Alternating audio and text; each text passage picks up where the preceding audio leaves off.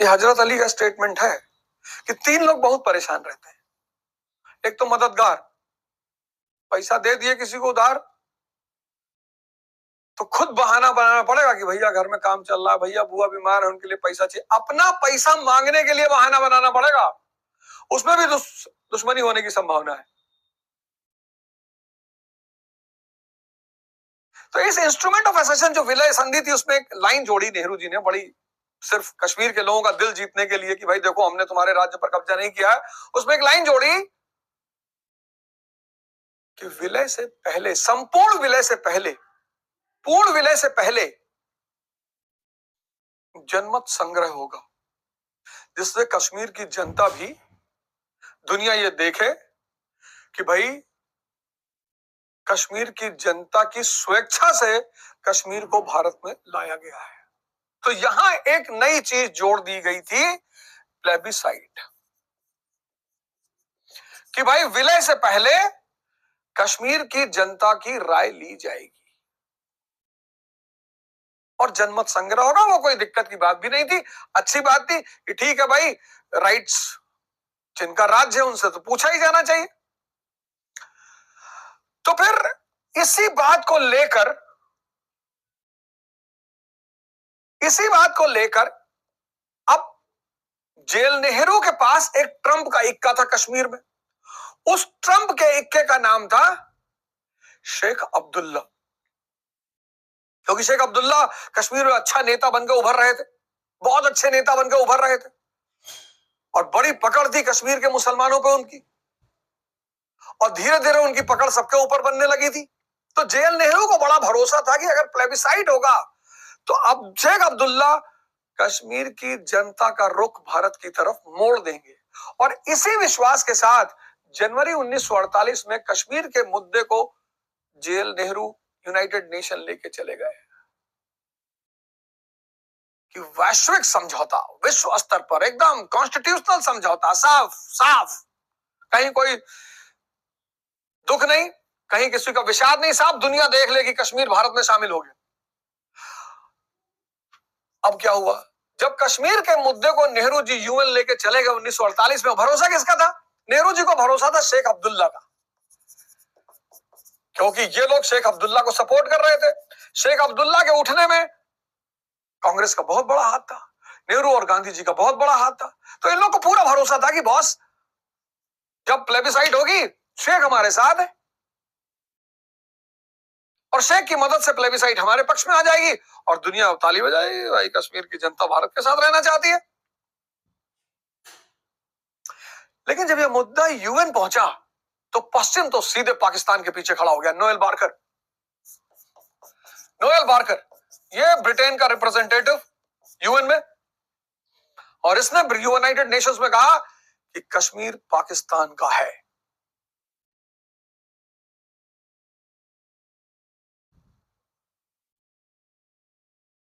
Noel Barker Britain का representative United Nations में, और उसने सीधे कहा कश्मीर पाकिस्तान का है। अब तो नेहरू जी को घबराहट हुई कि यार ये पश्चिम वाले कह रहे हैं कश्मीर पाकिस्तान का है, और अगर पश्चिम खड़ा हो जाएगा पाकिस्तान के सपोर्ट में तो हम कहां जाएंगे फिर? अगर पश्चिम, वेस्ट, ये ब्रिटेन, अमेरिका, फ्रांस, जर्मनी, अगर ये पाकिस्तान के समर्थन में खड़े हो जाएंगे तो हम कहां जाएंगे? और उस वक्त पाकिस्तान की कीमत पश्चिम की नजर में बहुत ज्यादा थी, क्योंकि शीत युद्ध, अमेरिका को बेस चाहिए सेंट्रल एशिया में, मध्य एशिया में, अमेरिका को बेस चाहिए अरब सागर में, डियागो ग्रासिया।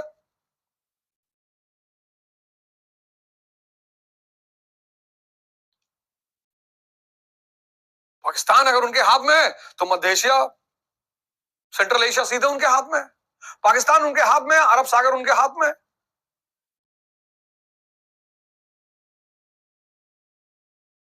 तो पश्चिम तो एकदम पाकिस्तान के पीछे खड़ा था कि भैया हम तो खड़े हैं। नोएल बारकर ने कहा कि कश्मीर पाकिस्तान का है।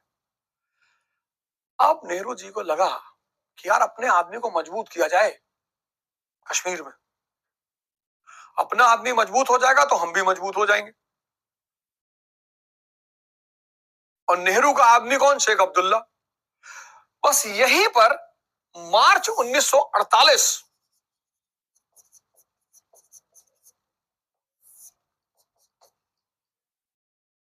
कांग्रेस की मदद से शेख अब्दुल्ला बन गए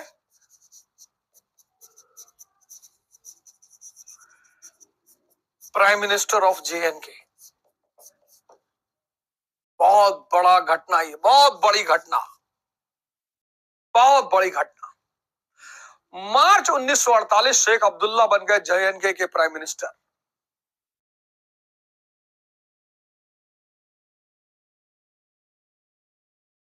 जब पश्चिम ने साथ दिया पाकिस्तान का, तो नेहरू जी को लगा कि अपने आदमी को मजबूत करो कश्मीर में। अपना आदमी मजबूत तो हम मजबूत। तो शेख अब्दुल्ला को बनवा दिया प्राइम मिनिस्टर। अब जैसे ही शेख अब्दुल्ला मार्च 1948 में प्राइम मिनिस्टर बने,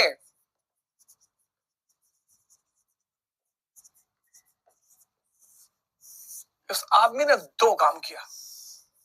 पहला, लैंड रिफॉर्म्स, भूमि सुधार।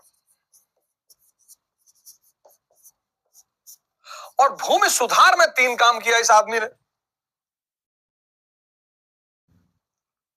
पहला काम, land to the tiller act. Land to the tiller अधिनियम मतलब भूमि किसकी? किसान की, जो उस पर खेती कर रहा है। अब चूंकि मेजॉरिटी पॉपुलेशन मुसलमान, मुसलमानों का दिल जीतना है, तभी प्लेबिसाइड होगा तो वो भारत के पक्ष में वोट करेंगे। वो पक्ष में वोट करेंगे अब्दुल्ला के, अब्दुल्ला भारत के पक्ष में है। नेहरू जी को भी बात समझ में आ रही थी कि हाँ यार, बात तो सही है, फायदा होगा तो अगला बंदा हमारे साथ खड़ा होगा। तो ये पहला कानून लाया, land to the tiller act, जमीन किसान की। बटाई का जो रेशियो था, बटाई, आप में से बहुत लोगों का हाँ बटाई पे खेती होगी, आप शहर में रहते होंगे तो आपने खेती बटाई पे दे दी हुई कि भाई रख लो खेत, खेती करो, आधा तुम्हारा आधा हमारा। तो बटाई का जो रेशियो था, अब शेख अब्दुल्ला से पहले वो 75-25 था। 75 मालिक का, 25 किसान का। किसने कर दिया 25-75? 25 मालिक का, 75 किसान का। पब्लिक तो और मस्त हो गई, मुसलमान किसान और मस्त हो गया। और तीसरा, तो साहूकार थे, मनी लेंडर, मनी लेंडरों पे लगाम कस दिया।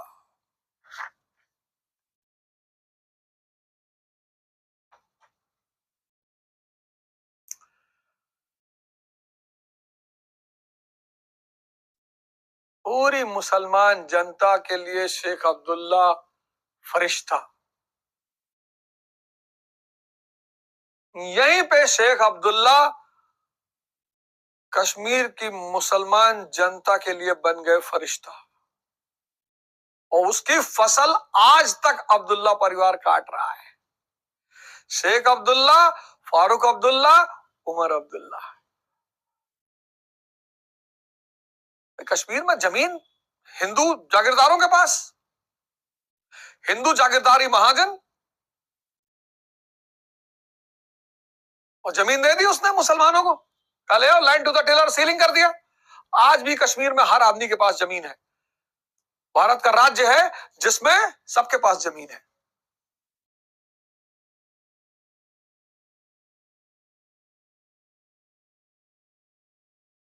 बटाई 25-75, अगर आप अपनी खेत जमीन बटाई पे दे रहे हो तो 25 मालिक का, 75 किसान का।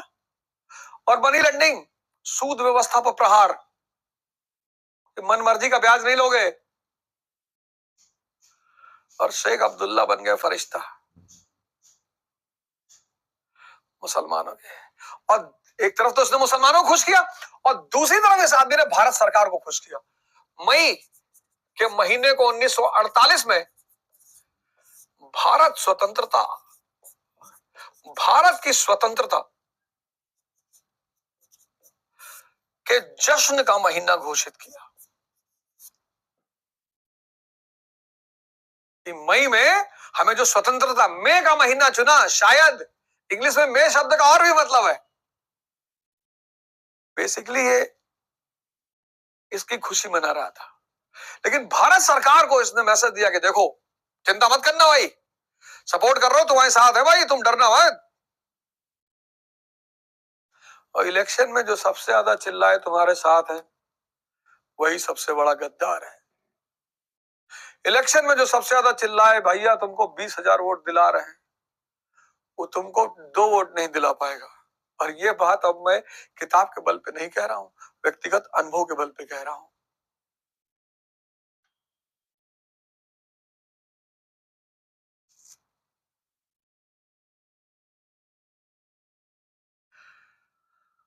मुस्लिम जनसंख्या खुश, लेकिन हिंदू जनसंख्या उदास। मुस्लिम जनसंख्या खुश, नेहरू भी खुश कि यार शेख भाई जो है, अब्दुल्ला भाई, भारत स्वतंत्रता दिवस मना रहा, महीना पूरा घोषित कर दिया, जश्न चल रहा है कश्मीर में, भारत की स्वतंत्रता है, शेख भाई तो अपना आदमी है।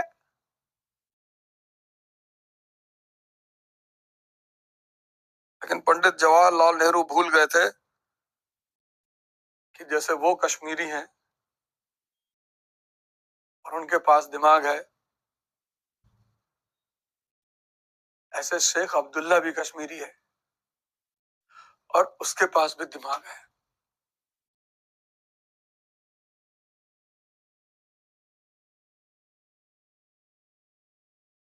अब एक तबका कश्मीर में दुखी था, वो था हिंदू।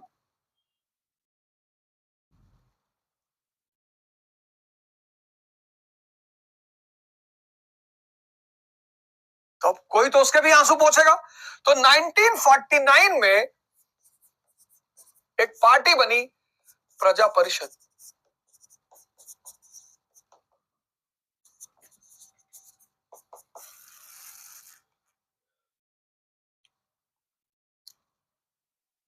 किसने बनाई? श्रीमान प्रेमनाथ डोगरा ने। और इस पार्टी का उद्देश्य था हिंदू और उनके हितों की रक्षा, protection of Hindus and their rights. किसकी रक्षा? हिंदुओं की रक्षा। और किससे रक्षा? उनके अधिकारों की रक्षा। और यहीं से कश्मीर में एक नई चीज शुरू हो गई, हिंदू मुस्लिम कम्युनलिज्म, संप्रदायवाद।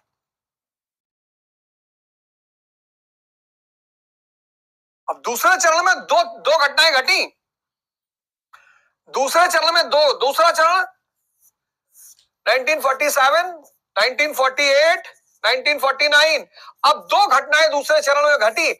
एक तो जब ट्राइबल, कबीलाई कश्मीर में घुसे और नेहरू जी कश्मीर के मुद्दे को लेकर पहुंचे यूएन, तो अंतरराष्ट्रीय समुदाय ने तुरंत युद्ध विराम कराया। तो जितना एरिया इन ट्राइबलों के कब्जे में आ गया था, वो आज पीओके कहता है। पीओके अक्टूबर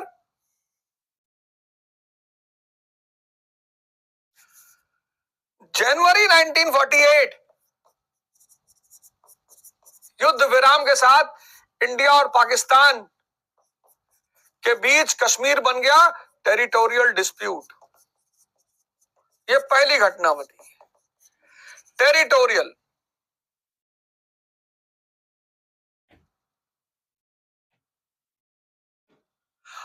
और 1949 में एक और घटना कश्मीर में हुई, संप्रदायवाद की शुरुआत।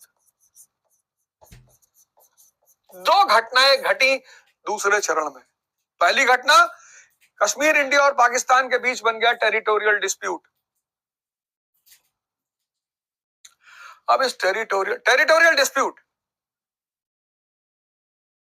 क्षेत्रीय विवाद, किसके बीच में? इंडिया पाकिस्तान के बीच में।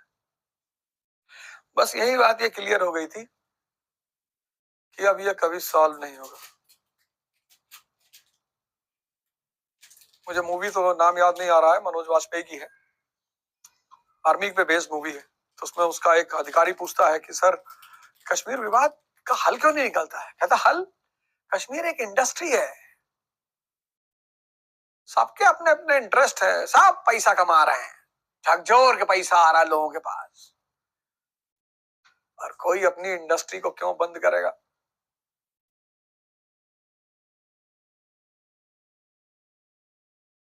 दूसरा चरण 1947, 1948, 1949, दो बड़ी घटनाएं घटी इस चरण में। एक तो कश्मीर बन गया क्षेत्रीय विवाद इंडिया पाकिस्तान के बीच में। क्यों? क्योंकि जब ट्राइबल अंदर घुसे, जब ट्राइबल आर्मी अंदर घुसी और नेहरू जी पहुंचे यूएन, तो युद्ध विराम हुआ। तो जितना एरिया जिसको आज हम पोक कहते हैं, पाकिस्तान ऑक्यूपाइड कश्मीर, वो पाकिस्तान के पास, और जितना एरिया जहां भारत पहुंचा, इंडियन ऑक्यूपाइड हम इसलिए नहीं कहते क्योंकि महाराजा हरि सिंह ने संधि करके इंडियन आर्मी को बुलाया था। भारत की सेना जबरदस्ती नहीं गई थी।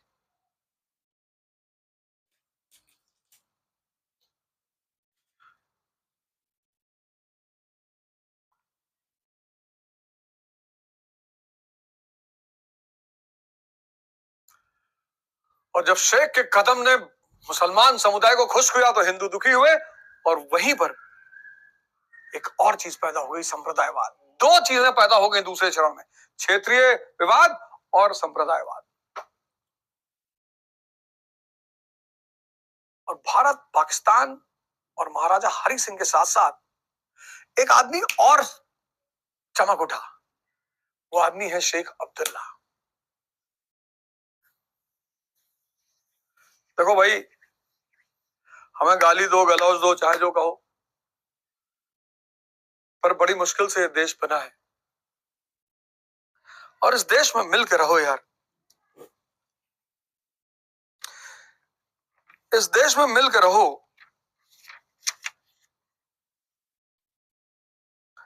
अगर मिलकर नहीं रहोगे ना, तो जैसे अंग्रेजों ने कब्जा कर लिया था, कभी मौका लगे तो 18वीं शताब्दी का भारत पढ़ना, कहीं मौका लगे तो भारत का इतिहास जरूर पढ़ना।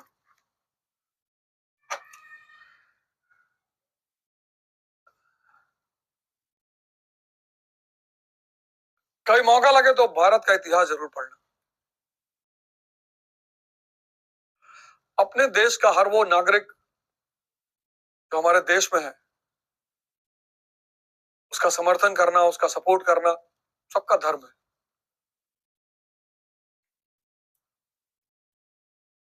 सबका। अपने घर में आग मत लगाओ।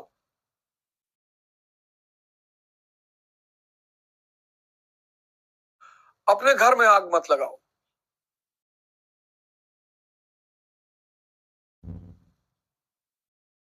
अगर घर में फूट पड़ गई, फिर कहने की कोई बात ही नहीं है। कल मैं बताऊंगा कि जो हिडन सितारा है शेख अब्दुल्ला, इस आदमी ने क्या गेम सेट किया। जय हिंद, जय भारत।